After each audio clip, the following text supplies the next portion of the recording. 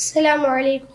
أعوذ بالله من الشيطان الرجيم. يا أيها الذين آمنوا قوا أنفسكم وأهليكم نارا وقودها الناس والحجارة عليها ملائكة غلاظ شداد لا يعصون الله ما أمرهم ويفعلون ما يؤمرون. எல்லா புகழும் புகழ்ச்சியும் எல்லாம் வல்ல அல்லாஹ் ஒருவனுக்கு உரித்தாகட்டும். அவனது சாந்தியும் சமாதானமும் நம் உயிரிலும் மேலான நபிகள் நாயகம் ஸல்லல்லாஹு அலைஹி வஸல்லம் அவர்கள் மீதும் அன்னாரின் நல்லற தோழர்கள் மீதும் தோழியர்கள் மீதும் இங்கே ஒன்று கொளி இருக்கின்ற நம் அனைவர் மீதும் என்றென்றும் நின்று நிலவட்டுமாக. அல்லாஹுடைய மகத்தான அருளால் வருடந்தோறும் ரமலான் மாதத்தில் தலைப்புகளை தேர்வு செய்து தொடர் சொற்பொழிவுகளை நடத்தி கொண்டிருக்கிறோம். சுமார் 40-50 ஆண்டுகளாக இந்த பணிகளை தமிழ் பேசும் மக்களுக்கு மத்தியில் ரமலான் தொடர் சொற்பொழிவு நிகழ்ச்சியாக கொண்டு சேர்த்திருக்கிறோம். லட்சக்கணக்கான மக்கள் சகர் நேரத்தில் இது போன்ற நிகழ்ச்சிகளை கண்டு களித்து மார்க்கத்தின் பல்வேறு அம்சங்களை புரிந்து கொள்கின்றார்கள். அந்த அடிப்படையில் தான் இந்த நிகழ்ச்சியையும் ஏற்பாடு செய்திருக்கிறோம். இதில் திருமறை குர்ஆனுடைய வசனங்களுக்கு விரிவுரையை நாம் வழங்க இருக்கின்றோம். அதில் சூரத்து தஹ்ரீம் என்ற அத்தியாயம் 66வது அத்தியாயத்தின் 6வது வசனம் ரொம்ப பிரபலியமான ஒரு வசனம். யா ஐயுஹல்லதீன ஆமனு, நம்பிக்கையாளர்களே, இறை நம்பிக்கை கொண்டவர்களே, இறை விசுவாசிகளே, கு அம்ஃபுசக்கும் வாஹ்லீக்கும் நாரா, நீங்கள் உங்களையும் உங்கள் குடும்பத்தாரையும் நரக நெருப்பிலிருந்து காத்து கொள்ளுங்கள், பாதுகாத்து கொள்ளுங்கள். வக்கூது ஹன்னாசு வல் ஹிஜாரா, அந்த நரகத்தின் எரிபொருள் மனிதர்களும் கற்களும் ஆவார்கள். அலைஹா மலாய்க்கத்துன் கிலாலுன் ஷிதாதுன், அதன் மேல் நரகத்தின் மேல் கடுமையும் கொடூரமும் கொண்ட வானவர்கள் இருக்கின்றார்கள். அந்த வானவர்கள் எப்படிப்பட்டவர்கள்? லா யஸூன் அல்லாஹ மா அமரஹும் வ யஃஅலுன மா யுமரூன், அவர்கள் அல்லாஹ் கட்டளையிட்டதுக்கு மாறு செய்ய மாட்டார்கள். அவர்கள் எதற்கு ஏவப்பட்டிருக்கிறார்களோ அதனையே செய்து முடிப்பார்கள். அல்லாஹ்வுடைய கூற்றுக்கு மாறு செய்ய மாட்டார்கள். அல்லாஹ்வினால் ஏவப்பட்ட கட்டளைகளுக்கு கட்டுப்பட்டு செயல்படுவார்கள் என்று அல்லாஹ் அந்த வசனத்தில் சொல்கிறான். இது 66வது அத்தியாயம் 6வது வசனம், சூரத்து தஹ்ரீம். வசனத்துக்கோ ஒரு அத்தியாயத்துக்கோ நாம் விளக்கம் சொல்வதாக இருந்தால் அதனுடைய பெயர், காரண பெயர், அதே போன்று இதில் என்ன செய்தி சொல்லப்பட்டிருக்குது, மக்காவில் மதீனாவில் அருளப்பட்டதா, இது போன்ற விஷயங்கள்லாம் பார்க்கணும். அருளப்பட்டதற்கான காரணங்கள் எதுவும் இருந்தால் பார்க்கணும். அதே நேரத்தில் அத்தியாயத்தினுடைய பெயர்களுக்கு எல்லா 114 அத்தியாயத்துக்கும் நபிகள் நாயகம் பெயர் வைத்ததாக அதற்கான ஆதாரங்கள் இல்லை. சூரத்துல் பக்கரா, அல் மாயிதா, ஆல் இம்ரான், அன்னிசா, இப்படி பல்வேறு அத்தியாயங்கள் சொல்லப்பட்டிருக்கு. முஅவ்விதத்தைன், சூரத்து நாஸ், சூரத்துல் ஃபலக், இது போன்ற அத்தியாயங்கள், சூரத்துல் ஃபாத்தியா, இப்படி சில அத்தியாயங்களுக்கு பெயர்கள் ஹதீஸ்களில் ஆதாரம் இருக்குது. மற்றவையெல்லாம் அந்த குர்ஆன் வசனத்தை அடிப்படையாக கொண்டு சொல்லப்படுது. அதுபோன்று இந்த அத்தியாயத்தினுடைய பெயர் தஹ்ரீம் என்றால் தடை செய்தல் என்று பொருள். இந்த அத்தியாயத்தினுடைய முதல் வசனமே எப்படி ஆரம்பிக்கின்றா, யா அய்யுஹன் நபி லிம துஹர்ரிமு, நபியே என்று அல்லாஹ் அழைத்து, லிம துஹர்ரிமு மா அஹல்லல்லாஹ், அல்லாஹ் உமக்கு தடை செய்தவற்றை உம்முடைய மனைவரின் திருப்தியை நாடி எதற்காக விலக்கி கொண்டீர் என்று அல்லாஹ் அதில் கேட்குறான். அதில் லிம துஹர்ரிம் என்ற அந்த வினை சொல்லிலிருந்து வந்த வார்த்தை தான் தஹ்ரீம், தடை செய்தல், ஹராமாக்குதல் என்ற பொருளில் சொல்லப்பட்டிருக்கு. நபிகள் நாயகம் ஒரு விஷயத்தை ஹராமாக்குனதுனால அல்லாஹ் கண்டிக்கிற மாதிரி இந்த வசனத்துடைய அமைப்பு இருக்குது. முதல் வசனமே அதில் தான் இருக்குது. மொத்தம் 12 வசனங்கள் இந்த அத்தியாயத்தில் இருக்குது. வசனங்களுக்கு நம்பர் இடுவதும் கூட நபிகள் பெருமானார் நம்பர் இட்டார்களா என்றால் அதற்கு நேரடியான ஆதாரங்கள் இல்லை. அதை எல்லாரும் இந்த உம்மத்தை பயன்படுத்துகிறாங்க, நம்மளும் பயன்படுத்திக்கிட்டோம். பேர்களும் மனப்பாடம் செய்வதற்கு, வரிசைப்படுத்துவதற்காக ஒரு நிர்வாக அளவில் குர்ஆனை நிர்வகிப்பதற்கு இலவாக இருப்பதனால் அதில் ஏற்றுக்கொண்டு விட்டோம். அதே மாதிரி மக்கியா மதனியா அப்படிங்கிறதுல வரலாற்று அடிப்படையில் நாம் என்ன செய்யலாம், அதை சிந்தித்து முடிவெடுக்கலாம். ஏனென்றால் சில வசனங்களை மக்கி என்றும் மதனி என்றும் ரெண்டையும் சொல்லக்கூடிய அத்தியாயங்கள் எழுதி வச்சிருப்பார்கள் குர்ஆனில். அதே மாதிரி சிலதை மக்கி என்று எழுதியிருப்பாங்க, மதனி என்று இருப்பாங்க. எல்லாத்துக்கும் மக்கி மதனி வசனங்களுக்கு ஆதாரம் இருக்காண்டா அப்படியான ஆதாரங்கள் இல்லை. ஆனால் அருளப்பட்ட காலங்கள் அந்த இது சபப் நுசுல் இதையெல்லாம் வச்சு பார்க்க போகும்போது, அருளப்பட்ட இதனுடைய பின்னணி இதெல்லாம் வைத்து பார்க்கும்போது சட்ட திட்டங்களை சொல்லக்கூடிய வசனங்களாக இருந்தால் மதினாவில் வந்த வசனங்களாக இருக்கும். ஓரிரை கொள்கை அது போன்ற விஷயங்களாக இருந்தால், சிலை வழிபாட்டை பற்றி பேசுகிற வசனங்களாக இருந்தால், இந்த மாதிரி அம்சங்கள் மையத்து ஆற்றல் இருக்கா என்று பேசுவதாக வசனங்களாக இருந்தால் இது போன்ற மக்காவுடைய வசனங்களாக இருக்கும். இந்த மாதிரி வசனத்துடைய போங்க வச்சு நம்ம என்ன செய்யலாம் சொல்லலாம். ஆனால் ஆதாரம் இல்லாமல் என்ன செய்ய முடியாது. மக்கியா மதனியா, மதினாவில் அருளப்பட்டதா மக்காவில் அருளப்பட்டதா என்று சொல்ல முடியாது. இப்போ இந்த அத்தியாயத்தை பொறுத்தளவுக்கு மதினாவில் அருளப்படத்தான் வாய்ப்பு இருக்கிறது. மதினாவில் அருளப்பட்ட வசனம்தான். காரணத்தை வைத்து பார்க்கும்போது நம்ம மதினான்னு சொல்லிடலாம். எப்படின்னு கேட்டால், இதில் அல்லாஹ் தடை செய்த விஷயங்களையும் இந்த 66:6 என்ற அந்த வசனத்தின் விளக்கத்திற்கு முன்னால் உள்ள 5 வசனங்கள் 6வது வசனத்தோடு தொடர்புடையதாக இருக்கிறது. நேரடியாக 6வது வசனத்துக்கு நம்ம அர்த்தம் வச்சிடலாம், விளக்கம் கொடுத்துடலாம். இந்த வசனங்கள் அருளப்படுவதற்கான காரணங்களை சொன்னால் இந்த விளக்கத்தை தெளிவாக புரியறதுக்கு வாய்ப்பு இருக்குது. இது ஹிஜ்ரத்துக்கு பிறகு தான் அருளப்பட்டிருக்குது. ஹிஜ்ரி ஆண்டுடைய கணக்குப்படி நாம் ஒரு ஆய்வை எடுத்துக்கொண்டோமானால், ஆயிஷா அலி திருமணம் என்பது ஹிஜ்ரி 1 அல்லது 2 இருக்கும். அப்போ தான் ரசூலா ஹிஜ்ரத்துக்கு அப்புறம் தான் ஆயிஷா அலியை திருமணம் முடிக்காங்க. அதுக்கப்புறம் மாரியத்தில் கிப்தியா ரசூலா ஹிஜ்ரி 7 திருமணம் முடித்ததாக நாம் வரலாற்றில் பார்க்குறோம். ஹப்ஸா அலியுடைய திருமணம் ஹிஜ்ரி 3 திருமணம் முடித்ததாக பார்க்குறோம். இப்போ இதெல்லாமே ஹிஜ்ரத்துக்கு பிறகு நடக்கக்கூடிய அம்சம். இப்போ மதீனாவில் தான் இருக்குது.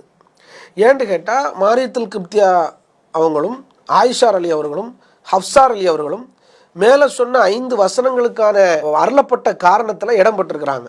அப்போ இவங்க சம்பந்தமான அருளப்பட்ட காரணத்தை நம்ம ரசூலாவுக்கு மனைவியாக இருக்கக்கூடிய இவர்கள் திருமணம் எப்போ முடித்தாங்கன்னு அந்த வரலாற்று தரவுகளை வைத்து பார்க்கும்போது இது மதீனாவில் தான் அருளப்பட்டிருக்கு என்பதை நம்ம முடிவெடுக்கலாம்.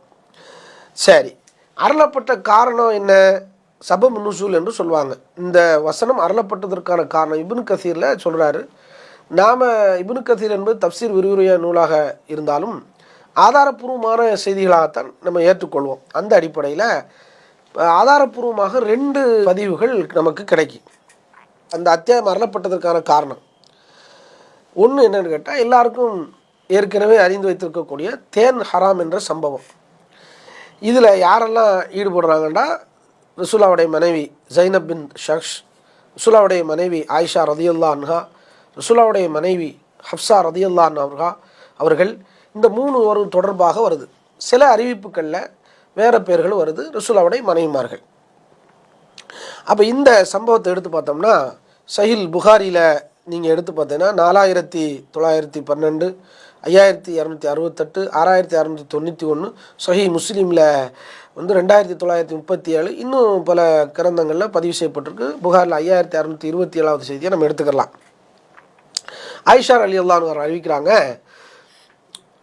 நபி நாயகம் ஸல்லல்லாஹு அலைஹி வஸல்லம் அவங்களுடைய மனைவிமார்களில் ஜைனப் பின் ஷக்ஷ் வீட்டில் கொஞ்சம் நேரம் கூடுதல் நேரம் தங்கக்கூடியவங்களாக இருந்தாங்க. கான எம்குஸ் இந்த ஜைனப் பின் ஜக்ஷ் யஷ்ரப் இந்த அசலன், அங்கே போய் இருந்து தேன் குடிக்கிறாங்க.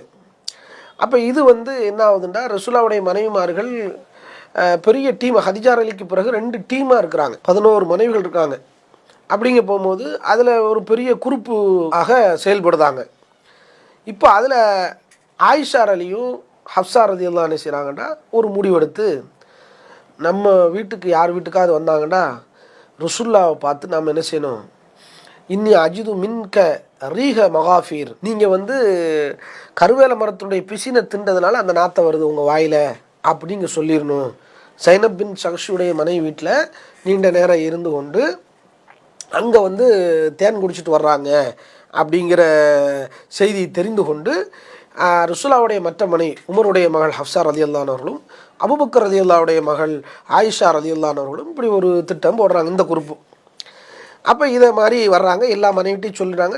ஒரு சில இதில் பேர் மாறி வருது.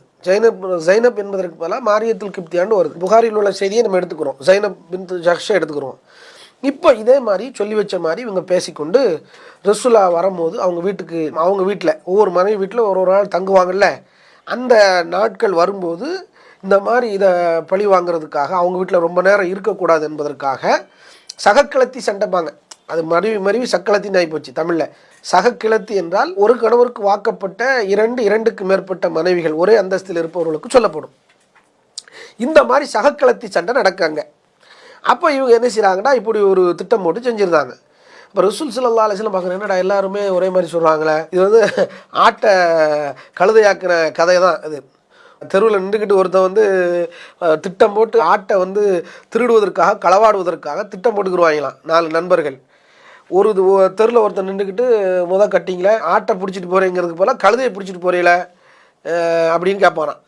உடனே அடிக்க போகிறது, ஏண்டா குருட்டு போயில உனக்கு என்ன கழுதை மாதிரி இருக்கா, ஆடு தெரில, கண்ணை பிறடியில் வச்சுருக்கேன் அப்படின்னு அடிக்க போயிருக்கான். சரி நோக்கி அவ்வளோ எதிர்ப்பு, இது ஆடு தான் அப்படின்னு காட்டியிருக்கிறான், கழுதை கிடையாதுன்னு. கொஞ்சம் தூரம் போன அப்புறம் இன்னொரு முக்கு சந்தில் நின்றுக்கிட்டு ஒரு 2 பேர், என்ன மச்சான் கழுதையை கூப்பிட்டு போகிறீங்களா அப்படின்னு திரும்பி பார்த்துட்டு, போடா அப்படின்னு சொல்லிட்டு ஆடுதாம்டா அன்று சொல்லி பதில் சொல்லியிருக்கான். கொஞ்சம் சுருதி இறங்கி போச்சு. கொஞ்சம் தூரம் போனப்பறம் 2 3 பேர் சேர்ந்து சொல்லியிருக்காங்க, என்னடா கழுதையை கூப்பிட்டு அலையிற அப்படின்னு சொன்னோடனே இவன் பார்த்துட்டு சரி கிறுக்கு போயிடுவோம் ஏதோ அப்படின்னு சொல்லிட்டு இவன் கொஞ்சம் தன்னளவில் கொஞ்சம் லேசாக நம்ப ஆரம்பிச்சிருந்தான். இப்படியே அடுத்தடுத்து ஒவ்வொரு சந்திப்பிலையும் முக்கு சந்திலையும் நின்று கொண்டு கழுதைன்னு சொன்னப்பறம் கடைசியில் ஒரு கட்டத்தில் என்ன முடிவுக்கு வந்துடுவான்டா, இவன் ஆடு வச்சிருக்கவன் கழுதை தான் அப்படின்னு, இதான் ஆட்டை கழுதையாக்குற கதை அப்படின்னு சொல்லுவாங்க. அது மாதிரி மனைவிமார்கள்லாம் சொல்லி வைத்து கொண்டு கருவேல மரத்துடைய பிசினை திண்டாங்கன்னு எல்லாரும் சொல்லுங்க, அப்போ ரசூலாவுக்கு ஒரு டவுட் ஆயிரும் என்று சொல்லி ரசூல் ஸல்லல்லாஹு அலைஹி வஸல்லம் சொல்கிறாங்க. அதை மாதிரி ஒருவேளை இந்த தேனீக்கள் கருவேல மரத்தில் போய் இது சாப்பிட்ரும் போலுக்கு, அதுதான் தேனியில் இந்த நார் சுமல் வருது போலுக்கு ரசூலா சொல்லிட்டு என்ன சொல்கிறாங்கன்னா, வலன் அவுதலஹு, இது மாதிரி இனிமேல் செய்ய மாட்டேன், குடிக்க மாட்டேன் அப்படிங்கிற ஒரு அறிவிப்பில் எப்படி வருதுன்னா, முஸ்லீம்ங்கிற அறிவிப்பில் அவங்க சொல்கிறாங்க, லா இனிமேல் குடிக்க மாட்டேன், வலாக்கின் நீ குந்த் அஷ்ரபு அசலன். அவங்க கேட்குறாங்க, என்ன நாருது, கருவேல மரத்தை சாப்பிட்டீங்களா, பிசினை சாப்பிட்டீங்களான்ட்டு, இல்லை ஜைனப் பின்த் ஷஹ்ஷ்ட தேன் குடித்தேன் அப்படின்னு சொல்கிறாங்க. சொல்லிட்டு ரசூலா சொல்கிறாங்க, ஃபலன் அவுதலஹு ஒக்கது ஹலஃப்து அப்படின்ட்டு அந்த ஹதீஸில் வருது. ஆயிஷாரலி அறிவிக்கிறாங்க, நான் இனிமேல் அதை சாப்பிட மாட்டேன், அதை சத்தியம் பண்ணி சொல்கிறேன் என்று சொல்லி சத்தியமும் பண்ணுறாங்க, சாப்பிட மாட்டேன்னு. தேனு ஹலாலானது. தேனி என்று சூரத்து நகல் அல்லாஹ் ஒரு அத்தியாயத்தை குர்ஆனில் அருள்றான். தேனீக்களை பற்றி அல்லாஹ் சொல்கிற வகையில் சொல்கிறான், தேனீக்கு வகை அறிவித்ததாக சொல்கிறான். தேன் மனிதர்களுக்கு நிவாரணம் என்று சொல்கிறான் அல்லாஹ் குர்ஆனில். நபிகள் நாயகமும் சொன்னதாக அறிவிப்பில் வருது. ஒரு சஹாபி வயிற்று வலிக்கு மாதிரி தேனை குடிச்சு பாருமாங்க. அப்போ நபிகள் நாயகம் ஸல்லல்லாஹு அலைஹி வஸல்லம் அவர் சொல்லுவார், என் வயிறு ஒத்துக்கல அப்படின்னு. அப்போ ரசூலா சொல்லுவாங்க, அல்லாஹ் உண்மையை தான் சொல்கிறான், உன் வயிறு தான் போய் சொல்லுது என்று பெருமானார் ஸல்லல்லாஹு அலைஹி வஸல்லம் சொன்ன செய்தியெல்லாம் நம்ம பார்க்குறோம். தேன் குறித்து குர்ஆனில் ஹதீஸில் ஆதாரபூர்வமான செய்திகள் இருக்குது, அதில் ஷிஃபா இருக்குது. ஆனால் பெருமானார் ஸல்லல்லாஹுக்கு அல்லாஹ் ஹலாலாக்கிய ஒரு பொருளை மனைவிமார்கள் சொன்னதுனால ஹராம்னு சொல்லலை, சத்தியம் பண்ணுறாங்க, ஹராம் தானே, அந்த அர்த்தம் தானே. ஒரு நபி சொன்னார்னா அந்த அர்த்தம் வந்துடும், தனக்கு பிடிக்கும், மனைவி சொன்னதுனால செய்கிறாங்க. அப்படி சொல்லிட்டு சொல்கிறாங்க, வலா துஹ்பிரி பிதாலிக்கு அஹதா, இதை யார்ட்டையும் சொல்லிடாத, நான் அப்படி சத்தியம் பண்ணி சொன்னது யார்ட்டையும் சொல்லிடாத என்னும் மனைவிட்டு சொல்கிறாங்க. இப்போ இந்த சம்பவத்தில் என்ன நடக்குன்னா, தேனை குடித்ததை இவங்க என்ன செய்கிறாங்க, திட்டம் போட்டு இப்படி சொல்லிடுறாங்க. ரசூலா சொன்னதை யார்ட்டையும் சொல்லிடாதங்கிறத அல்லாஹ் குர்ஆனில் இந்த வசனத்தில் நமக்கு சொல்லித்தர்றான். நபியே, உமக்கு அனுமதித்துள்ளதையும் மனைவியின் திருப்தியை நாடி நீ விலக்கி கொள்கிறா, ஹராமாக்கி கொண்டீரா, லிமத்து ஹர்ரிமு அண்டு அல்லாஹ் கேட்குறான். அல்லாஹ் மன்னிப்பான், நிகர அல்லாஹ் அன்புடையான். அதே மாதிரி உங்களுடைய சத்தியங்களிலிருந்து விடுபடுவதற்கான வழிமுறை அல்லாஹ் உங்களுக்கு ஏற்படுத்தி உள்ளான். அல்லாஹ்வே உங்கள் பாதுகாவலன். நீங்கள் சத்தியம் செஞ்சு சொன்னே இல்லை, நான் இந்த மாதிரி தேன் குடிக்க மாட்டேன் அப்படின்னு, இதை யார்ட்டையும் சொல்லிடாதுன்னு சொன்னாங்கல்ல அடுத்த வசனத்தில். இந்த விஷயத்தை இன்னொரு மனைவி சொல்லியிருப்பாங்கன்னு நினச்சிக்கிட்டு ரசூலா சொல்கிறாங்க, இந்த மாதிரி நீங்கள் பேசிக்கொண்டீங்களா அப்படி இப்படின்னோடனே யார் சொன்னான்னு கேட்க போகும்போது அல்லாஹ் சொன்னா அப்படின்ட்டு இந்த வசனத்தில் அல்லாஹ் சொன்ன அந்த வகையை ரசூலா ஓதி காட்டுறாங்க. இப்போது இதெல்லாம் ஒரு சம்பவத்தை வரிசை 5 வசனத்தில் அல்லாஹ் சொல்லிட்டான். சொல்லிட்டு தான் அல்லாஹ் என்ன செய்யறான்னு கேட்டால் 6வது வசனத்தில், ஈமான் கொண்டவர்களே உங்களையும் உங்கள் குடும்பத்தாரையும் நரக நெருப்பிலிருந்து காத்துக்கொள்ளுங்கள். அப்போ இந்த மாதிரி செய்வது தவறு அப்படின்னு அல்லாஹ் சொல்கிறான். இப்படிலாம் நீங்கள் செய்யக்கூடாது. இது அல்லாஹ் சொல்கிறான் 4வது 5வது வசனத்தில் என்ன சொல்கிறான்னா, அவர் உங்களை மனவிலக்கு செய்து விட்டால் உங்களை விட சிறந்தோராகவும் முஸ்லீமாகவும் இறை நம்பிக்கை கொண்டோராகவும் பணிந்து நடப்போராகவும் பாவ மன்னிப்பு கோருவோராகவும் வணக்கசாலிகளாகவும் நோன்பு நோற்போராகவும் இருக்கின்ற விதவைகளையோ அல்லது கன்னிப்பெண்களையோ மனைவியராக அவரது இறைவன் அவருக்கு மாற்றி கொடுக்கலாம். ஒரு இறை தூதர் விளையாடுறீங்களா, கணவர் தான், ஆனால் அவங்க இறை தூதர் இல்லையா. முகமது நபி மறந்தா கூட அல்லாஹ் மறக்க மாட்டான். முகமது நபி கவனிக்காட்டா கூட அல்லாஹ் கவனிக்காமல் இருக்க மாட்டான்ல.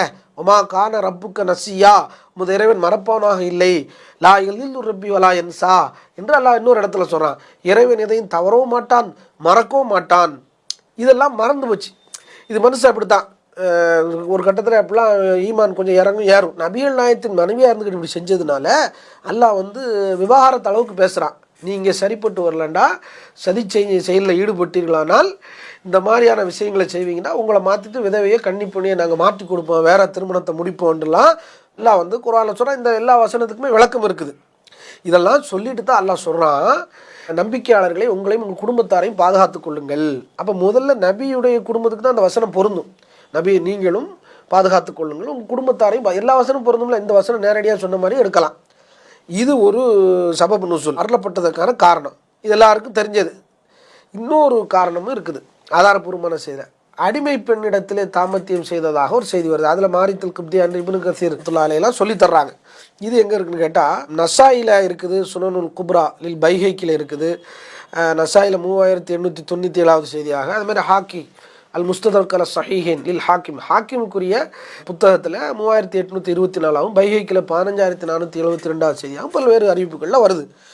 இதில் என்ன வருதுன்னு கேட்டால், ரசூலா கானத் லஹு அமத்துன் யதவுஹா ஃபலம் தசல் பிஹி ஆயிஷத்து ஹப்சத்து ஹத்தா ஹர்ரமஹா அலா நஃப்சிஹி. நபிகள் நாயகத்துக்கு ஒரு அடிமை பெண் இருந்தாங்க. அந்த அடிமை பெண் விஷயத்தில் பெருமானார் அவர்கள்ட்ட இல்லறத்தில் ஈடுபட்டு கொண்டிருந்தாங்க, தாம்பத்தியத்தில். அப்போ ஆயிஷாவும் ஹப்சாவும் இவங்கெல்லாம் சேர்ந்து என்ன செய்கிறான்னு கேட்டால், அதை நீங்கள் அந்த பெண்ணிட்ட இல்லறத்தில் ஈடுபடக்கூடாது, தடுக்கணும், ஹராமாக்கணும் அப்படின்னு சொல்லி விலக்கிக்கணும்னு சொல்லி இவங்க ரசூலாவை தொடர்ச்சியாக வற்புறுத்துறாங்க. இது இப்படி தான் இருப்பாங்க மனைவிமார்கள், அப்படி தான் இருப்பாங்க. 2 மனைவி, ஒன்றுக்கு மேற்பட்ட மனைவிமார்கள் தான் இதெல்லாம் பேசுவாங்க. ஆனால் மார்க்கத்தை தடை இருக்குது, பெருமானார் சொன்ன சட்டங்கள்லாம் இருக்குது. ஒரு பெண் தனது பாத்திரத்தை நிரப்பிக்கொள்வதற்காக தன் தோழியின் பாத்திரத்தை நிரப்பதை விட்டும் கணவரை தடுப்பதற்கு தூண்ட வேண்டாம் என்றெல்லாம் செய்திகள் இருக்குது, ஆதாரப்பூர்வமான செய்தி. தான் நிம்மதியாக இருப்பதற்காக தன் தோழியின் நிம்மதியை கெடுத்துடக்கூடாதுலாம் சொல்கிறாங்க. அந்த உரிமையெல்லாம் கொடுக்கணும், அந்த உரிமையில் என்ன செய்யக்கூடாது, தலையிடக்கூடாதுன்றெல்லாம் பெருமானார் ஸல்லல்லாஹு அலைஹி வஸல்லம் சட்டம் சொல்கிறாங்க. இவங்க என்ன செய்கிறாங்கன்னா இதை வற்புறுத்திக்கிட்டே இருக்கிறாங்க. அப்போ தான் அல்லாஹ் அந்த வசனத்தை இறக்குறான். அதை தான் ரசூலா ஹராமாக்கிட்டாங்க. அப்பவும் அல்லாஹ் சொல்கிறான், அது தேனை ஹராமாக்குனாலும் சரி, ஹலாலான அடிமை பெண்களும் மனைவியும் ரசூலாவுக்கு ஹலால். அடிமையோடு இல்லறத்தில் ஈடுபட்டு குழந்தையை பெற்றுக்கொண்டால், இல்லறத்தில் ஈடுபட்டு விட்டாலே கணவன் என்கிற சட்டம் வந்துடும், இஸ்லாமிய சட்டப்படி. அப்போ இந்த அடிப்படையில் மாரியத்துல் கிப்தியா தான் என்று இப்னு கசீர் அவர்கள் அந்த தஃப்சீரில் எழுதுகிறாங்க. ஹராமாக்குறத எதுவாக இருந்தாலும் சரி, தாம்பத்தியத்தை அல்லாஹ் ஹலாலாக்கி இருக்கும் போது தடை செய்கிறதுக்கு யார் அவங்க மனைவி சொன்னதுக்காண்டி தடை செய்ய முடியுமா? ஒரு இறை தூதர் இப்படி முடிவு எடுக்கலாமா? அதனால அல்லாஹ் கேட்குறான், யாயுஹன் நபி லிம துஹர்ரிமு மா அஹல்லல்லாஹு லக்க தபுத்தகை மர்லாத் அஸ்வாஜிக். உங்களுடைய மனைவிமார்களின் திருப்திக்காக நீங்கள் அல்லாஹ் ஹலாலாக்கி ஒன்றை ஹராமாக்குவது எப்படி ஹராமாக்கினீர்கள் என்று அல்லாஹ் கேட்குற அந்த வசனத்தை அருளப்பட்டது என்று சொல்லி நசாயி, பைஹைக்கி, ஹாக்கிம் போன்ற அறிவிப்புகளில் பார்க்குறோம். இந்த 2 அறிவிப்புகளை எப்படி எடுத்தாலும் இது ஹலாலான அல்லாஹ் அனுமதித்ததை ஹராமாக்குறதுக்கு ஒரு நபிக்கு அதிகாரம் கிடையாது. இப்படி செஞ்சது தப்புன்னு சொல்லித்தான் நபி எடுத்ததும் தப்பு, நபிகள் நாயகத்தின் மனைமார்கள் செய்த சதி செயலும் தப்பு என்பதைத்தான் அல்லாஹ் அந்த வசனத்தில் கண்டிக்க மன்னித்ததாகவும் சொல்கிறான். இதெல்லாம் இந்த வசனத்துடைய முன்னணியில் இருக்குது. இந்த 6வது வசனத்துக்கு முன்னாடி சொல்லிட்டு தான் அல்லாஹ் சொல்கிறான், யா அய்யுஹல்லதீன ஆமனூ அன்ஃபுஸக்கும் அஹ்லீக்கும் நாரா, நம்பிக்கையாளர்களை உங்களையும் உங்கள் குடும்பத்தாரையும் காப்பாற்றி கொள்ளுங்கள். அப்போ இந்த வசனத்தில் முன்னணி நீங்கள் எடுத்து பார்த்தீங்கன்னா, இதுக்கு இந்த 6வது வசனத்துக்கு முன்னாடி உள்ளதை படித்தா தான் அது புரியும், சரியா? அப்போ அந்த அடிப்படையில் தான் நம்ம என்ன செய்கிறோம், இந்த வரலாற்று செய்திகளை நம்ம புரிந்து கொள்ள வேண்டும். இந்த வசனம் அருளியதுக்கான காரணமும் இந்த வசனத்தோடு தொடர்பில் இருக்குது என்பதனால அது சொல்கிறோம். 1. அடுத்து இந்த வசனத்தில் நரகத்திலேருந்து தப்பிக்கிறது என்று காப்பாற்ற சொல்கிறான். தப்பிக்கணுமா இல்லையா, அதை வழியை சொல்லணும். எப்படி தப்பிக்கிறது? முதலாவது செய்தி, நிரந்தர நரகத்திலேருந்து பாதுகாக்கணும். ஃபஸ்ட்டு நிரந்தர நரகம், தற்காலிக நரகம் 2 இருக்குது.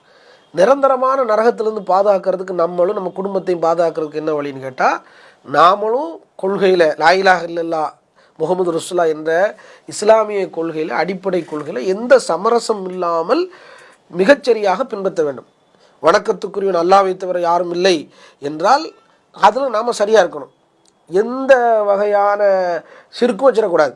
தௌஹீது புரிந்து கொள்வதற்காக சிலர் 4ன்னு சொல்லுவாங்க, 3ன்னு சொல்லுவாங்க. 3ன்னு சொல்லுவது பிரபலியமாக இருக்குது, பல அறிஞர்கள் இதை சொல்கிறாங்க. இது புரிஞ்சுக்கிறதுக்காண்டி தான், மொத்தத்துக்கு எல்லாத்தையும் சேர்த்தாலும் ஒரு தௌஹீத் தான், புரிஞ்சுக்கிறதுக்காண்டி. தௌஹீது ருபூபியா, படைத்து காத்து அழித்து பரிபக்குவப்படுத்துவதில் இறைவன் ஒருவன் என்று சொல்லணும். இந்த அண்டா சராசரங்களையும் வானங்களையும் பூமியையும் மனிதர்களையும் ஜின்களையும் மலக்குகளையும் எல்லாவற்றையும் கடல்களையும் எல்லாவற்றையும் படைத்தது ஒரே ஒருவன் தான் அப்படின்னு நம்பணும்.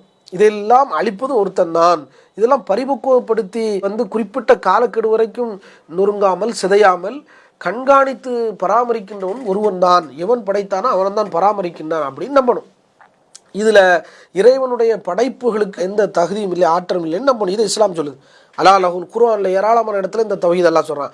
அலா லஹுல் ஹல்க் வல் அம்ரு தபாரக் அல்லாஹு ரப்புல் ஆலமீன். அறிந்து கொள்ளுங்கள், படைப்பதும் நிர்வகிப்பதும் உயர்ந்தோனாகி அல்லாஹ்வுக்குத்தான் சொந்தம். ரஹ்மத்தில் ஆலமீன், ஆலமீன்களின் இரட்சகன், அகிலங்களின் இரட்சகன் அல்லாஹ்வுக்கே சொந்தமானது. அல்லாஹ் பாக்கியம் மிக்கவனாக இருக்கிறான் அப்படின்னு அல்லாஹ் சொல்கிறான். இது சூரத்துல் ஆராஃபில் அல்லாஹ் சொல்கிறான். சூரத்துல் கஸஸில் அல்லாஹ் சொல்கிறான், கேட்க சொல்கிறான் நபியை விட்டு, குல் அரைத்தும் இன் ஜஅலல்லாஹு அலைக்கும் லைல சர்மதன் இலா யௌமில் கியாமத்தி மன் இலாகுன் கைருல்லாஹி அத்திக்கும் பில்லியான். அல்லாஹ் கேட்குறான், நபியை நீங்கள் கேளுங்கள், அல்லாஹ் உங்களுக்கு இரவை மறுமை நாள் வரைக்கும் ஒரேடியாக நீட்டித்து விட்டால், அல்லாஹ் அல்லாத ஒரு கடவுள் ஒளியை பகலை கொண்டு வந்து விடுவார்களா? அப்படி ஒரு கடவுள் உங்களுக்கு இருக்குதா? அஃபலா தஸ்மஊன், நீங்கள் சிந்திக்க மாட்டீர்களா, செவியுற மாட்டீர்களா என்று அல்லாஹ் கேட்குறான். அப்போது இந்த இரவை படைச்சது, இருட்டை படைச்சது, சூரியனை படைச்சது, பகலை படைச்சது எல்லாமே அல்லாஹ் தான். இரவா அப்படியே ஆக்கிட்டாம்னா பகலாக கொண்டு வர கடவுள் இருக்கா? அப்போ பகலை படைக்கிற ஒரு கடவுள் இல்லை தானே என்று அல்லாஹ் இதையெல்லாம் தான் படைச்சிருக்கேன். படைப்பாளன் அல்லாஹ்வை தவிர அவுலியாக்களுக்கோ செத்த பணங்களுக்கோ உலகத்தில் வழங்கப்படுகிற கற்சிலைகளுக்கோ நல்லடியார் என்ற பேரில் சொல்லப்படுகிற ஆற்றல் இருப்பதாக நம்புகிற எந்த ஒன்று நபிமார்களுக்கோ ஜின்களுக்கோ மலக்குமார்களுக்கோ யாருக்குமோ, மொஹிதப்துக்கார் ஜெயிலானிக்கோ நத்தகர்சா வலிக்கோ நாகூர் ஆண்டவருக்கோ இப்படி மனிதர்கள் கடவுள் ரேஞ்சுக்கு நினைக்கிறாங்களே, உருவாக்கி வச்சுருக்காங்களே, கற்பனை செய்கிறாங்களே, யாருக்கும் கிடையாது. இறைவனுடைய படைப்பு தினத்துக்கு யாருக்கும் இறையாற்றல் இல்லை அப்படின்னு அல்லாஹ் கேட்குறான். அதே மாதிரி அல்லாஹ் கேட்குறான், குல் அரைத்தும் மா ததுவுன மின் தூனில்லாஹி. நீங்கள் நபியை நீங்கள் கேளுங்கள், அல்லாஹ் என்று நீங்கள் யாரை அழைக்கின்றீர்களோ பிரார்த்திக்கின்றீர்களோ அல்லது கடவுளாக கற்பனை செய்து வாதிடுகிறீர்களோ, அரூனி மாதா ஹலக்கும் மினல் அர்லி, அவர்கள் பூமியில் ஏதேனும் படைத்து இருக்க ஒன்றை எனக்கு காட்டுங்கள். அல்லாஹ்வை தவிர ஒரு கடவுள் ஒன்று இருக்குது, கடவுளுடைய ஆற்றல் இருக்குன்னு எதை சொல்கிறீங்களோ யாரை சொல்கிறீங்களோ அதுக்கு பூமியில் ஒன்றை படைச்சிருக்கு என்னன்னு காட்டு. அம்லகும் ஷிர்குன் ஃபி சமாவாத்தி, அல்லது வானத்தை படைத்திருப்பதில் கூட்டாளி இருக்கிறாங்கன்னு காட்டு. இத்தூனி பி கிதாப் மின் கப்லி ஹாதா, இதற்கு முன்னால் அருளப்பட்ட வேதத்தில் இருக்கிற மாதிரியே எடுத்துக்கொண்டு வாங்க சான்ற. அசாரத்தின் மின் இல்மின், அல்லது ஒரு அறிவுபூர்வமான ஒரு சான்றை கொண்டு வாங்கப்பா. ஒரு தாக்கத்தை ஏற்படுத்துகிற ஒரு பகுத்தறிவுபூர்வமான சான்றை கொண்டு வாங்க, ஞானத்தோடு பேசுங்க. இன்குந்தும் சாதிக்கின், நீங்கள் உண்மையாளர்களாக இருந்தால் இப்படி கொண்டு வாங்கன்னு சொல்லி அல்லாஹ் அறிவு சான்று, ஆதார வேத சான்று, அதே மாதிரி லாஜிக்கு தர்க்கம் எல்லாத்தையும் வச்சு கேட்குறான். இருக்குன்னா நிறுவிங்க, கண்ணு முன்னாடி கொண்டு வாங்க. இன்னொரு கடவுளுக்கு சூரத்துல் ஹக்காஃபில் இதை கேட்குறான்.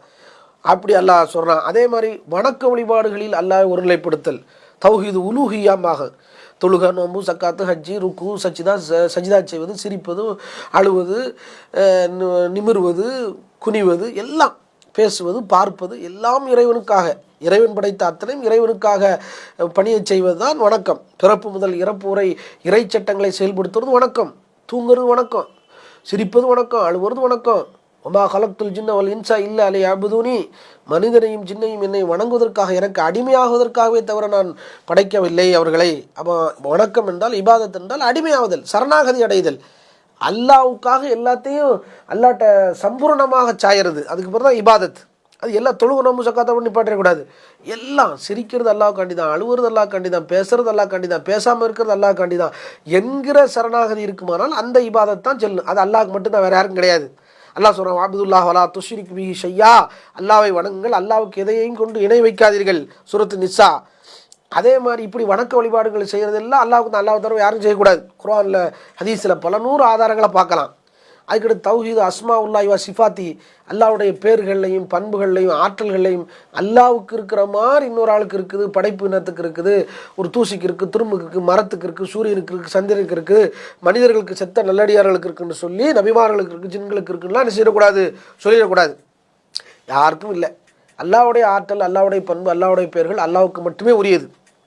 லைஸ கமித்லிஹி ஷைஉன் வஹுவ ஸமீஉல் பஸீர், அவனை போன்று யாரும் இல்லை, அவன் செவியுறுவன் பார்ப்பவன். வலில்லாஹில் அஸ்மாஉல் ஹுஸ்னா ஃபதூஹு பிஹா, அல்லாஹ் சொல்கிறான், அல்லாவுக்கு அழகிய திருநாமங்கள் இருக்குன்னு அதை கொண்டு நீங்கள் அழையுங்கள் என்றும் அல்லாஹ் குர்ஆனில் என்ன செய்கிறான், இப்படி சொல்கிறான். சூரத்துல் ஆராஃப்ல அதை பார்க்குறோம். அல்லாவை போன்று எதுவும் இல்லை, யாரும் இல்லைங்கிறது சூரத்து ஷூராவில் அல்லாஹ் சொல்கிறான். இப்படி குர்ஆனில் பார்த்தீங்கன்னா தௌஹீத் ருபூபியா, உலூஹியா, அஸ்மால்லாஹி சிஃபாத்திஹி, படைத்து காத்து பரிபக்குவப்படுத்தல் இறைவன் ஒருவன். அதே மாதிரி எல்லா வணக்கங்களையும் படைப்பவனுக்குத்தான் செலுத்த வேண்டும். வணக்க வழிபாடுகள் இறைவனை ஒருநிலைப்படுத்துதல். அதே போன்று அவனுடைய பேர்களையும் பண்புகளையும் ஆற்றல்களையும் அஸ்மால் ஹுஸ்னாவில் அல்லாவை ஒருநிலைப்படுத்தல். இந்த 3 வகையில் தௌஹீது மாதிரி இந்த 3 வகையில் ஷிர்க் இருக்குது. ஏதேனும் அல்லாவுடைய பேரை மனுஷனுக்கு வைக்கிறதா அப்து சேர்த்து வைக்கணும். ஒரு சில பேர்களை வச்சாலும் இப்போ சமீண்டு பேரை வைக்கிற செவியர் பவன் பசீர்னா மனிதர்கள் நல்லா பார்க்குறோன்னு வைக்கலாமே தவிர அல்லா மாதிரி பார்க்க முடியாது. நமக்கு கை இருக்குது, அல்லாவுக்கு கைகள் இருக்குது. நமக்கு விரல் இருக்குது, அல்லாவுக்கு விரல்கள் இருக்குது. நமக்கு வாய் இருக்குது, நாமளும் பேசுகிறோம், அல்லாஹ் பேசுகிறோம். நம்மளும் அல்லா ஒன்றா எந்த வகையில் ஒன்றா முடியாது. அப்போ இந்த மாதிரி எந்த வகையான இணைவைப்பு இருக்கக்கூடாது. தர்கா வழிபாடு, மௌலிது, தாயத்து, நல்ல நேரம் கெட்ட நேரம் பார்க்கறது, சூனியத்துக்கு இரையாற்றலுக்கு நம்புவது, பில்லி ஏவலை நம்புவது, நிரந்தர நரகத்துக்குரிய பாவமான ஷிர்கு, குஃப்ரு, எதை மௌலிது ஓது, இப்படி ஏராளமான எதுவுமே அல்லாஹ் மன்னிக்க மாட்டான். இன்னல்லாஹ் லா யக்ஃபிரு யுஷ்ரக பிஹி வ யக்ஃபிரு மா தூன ஸாலிக லிமன் யஷா. அல்லாஹ் தனக்கு இணை கற்பிக்கப்படுவதை ஒரு கால் மன்னிக்க மாட்டான். அதற்கு கீழ் நிலையில் தான் நாடியோருக்கு மன்னிப்பான். அதே மாதிரி இன்னொரு யுஷ்ரிக்கு பில்லாஹி ஃபக்கத் ஹர்ரமல்லாஹு அலைஹில் ஜன்னா. யார் அல்லாஹ்வுக்கு இணை கற்பிக்கிறாரோ அல்லாஹ் அவருக்கு சொர்க்கத்தை ஹராமாக்கி விட்டான். வ மஅவாஹுன் நார், நரகம் அவருடைய தங்குமிடமாகும். மாலில் லாலிமின மின் அன்சார், அவர்களுக்கு அநியாயக்காரர்களுக்கு எந்த உதவியாளர்களும் இல்லை என்று சொல்கிறான்ல. அப்போ நல்லா புரிஞ்சுக்கணும். முதல்ல இணை வைப்பில் இருந்து நம்மளை காப்பாற்றணும். அதுக்கப்புறம் நம்முடைய குடும்பத்தார்களை காப்பாற்றணும். இதுதான் இந்த வசனத்துடைய விளக்கம். இதுக்கப்புறம் இபாதத்துக்களில், கொடுக்கல் வாங்கலில், பிறப்பு முதல் இறப்புற இறைவனுடைய சட்டங்களில் ஏதாவது மாற்றி செஞ்சால் அதுவும் தற்காலிக நரகத்துக்கு கொண்டு போயிடும். அப்போ இது வரைக்கும் நம்ம பார்த்தது இந்த வசனத்துக்கு படி நீங்கள் உங்களையும் குடும்பத்தாரையும் பாதுகாருங்கள்டா முதல்ல நிரந்தர நரகத்திலேருந்து பார்க்கணும். ஷிர்கு, குஃப்ர்லேருந்து மக்களை பாதுகாத்துறணும். அதன் பிறகு தற்காலிக நரகத்திலேருந்து இப்படி பாதுகாக்கிறது. இன்ஷா அல்லாஹ் இதனுடைய தொடர்ச்சியை நாளை பார்ப்போம். வாஹிர் தஅவானா அல்ஹம்துலில்லாஹி ரப்பில் ஆலமீன். அஸ்ஸலாமு அலைக்கும் வரஹ்மத்துல்லாஹி. அல்லாஹு அக்பர், அல்லாஹு அக்பர்.